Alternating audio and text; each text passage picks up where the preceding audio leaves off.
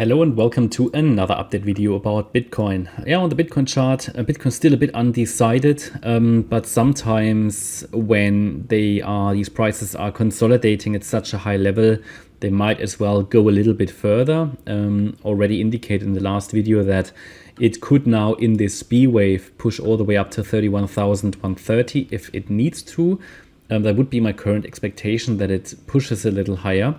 And then the major decision point will happen whenever we have a top in place here, because this is where we are going to get the decision if we get one more low here in a C wave of wave 2, or if we push higher in a higher low and another higher high.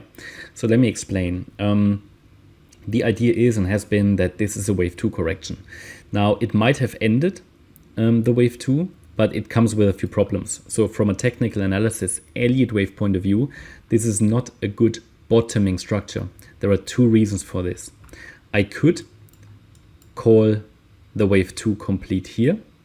If this is the case, then this would be a wave 1, yes. This would be a wave 2, yes. But you cannot trust them at all because they are corrective. If you analyze the lower degree wave count of these waves, they are both corrective, so you cannot trust them. What would have been good would have been an impulsive move from here, corrective pullback here, and then a rally. But two problems. This wave 2 came down a little bit too low to be a reliable wave 2, and the wave 1 was not impulsive. So we cannot trust it, okay? That means, because this wave 1 was a correction itself, or at least an ABC structure, right? So it is corrective. I have to see, to confirm that a lasting low has been established, I need to see 5 waves up as highlighted in yellow, and then an ABC structure down. That is what is needed to confirm a low in place on this chart. Very simple. There are clear rules that we need to follow to be able to do that. That's the first problem, that the wave 1 here was corrective. So it has to be part of a larger diagonal to work out. And you cannot trust diagonals. You have to see if they can fill 5 waves and then form an ABC structure down. Now another possibility would be to call this wave 2 finished here, but as a so-called truncation. What is a truncation? A truncation happens when actually the officially last wave of a correction or any move is not completed properly. It's sort of an error on the chart. It's like a failure. It can happen. It has to be used only in exceptional circumstances. It's like a bit of an easy way out for an analyst. You cannot trust them either, okay? You cannot trust them. This would be the structure that Ethereum has, but the difference is that on the Ethereum chart, we actually made a lower low here, which is okay, but Bitcoin didn't. So I don't trust the Bitcoin bottoming pattern without C extended confirmation. That's cautious, or that, you know, my way of being cautious like that has saved us a lot of times, from calling a low too early. Calling a low too late, I have no problem with that because we had our trade set up here, and if it rallies, it rallies, and that's fine. It would have worked out. But I don't see the need personally to do something until we have those 5 waves up complete and those 3 waves down for the next decent trade setup. Okay, so this was a setup, worked the same way that this was a setup, worked here. Yeah, price turned around, and we could get the next one here for price to turn around. So there is no need to do anything from my point of view here at the moment, unless you're trading the smallest waves. But when you do that, be aware that also here, this is a corrective structure, okay? And yeah, but what we need to understand is that this could also just be a high B wave. Yeah. I see the pathway to the upside here potentially as an ABC structure.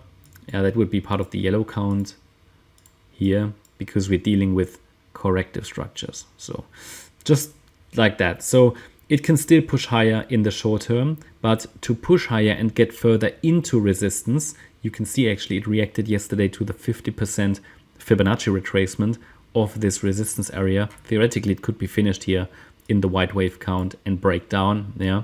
But if it breaks above the descending trend line, it would first most likely test again 30,170, then 30,570, and 31,130.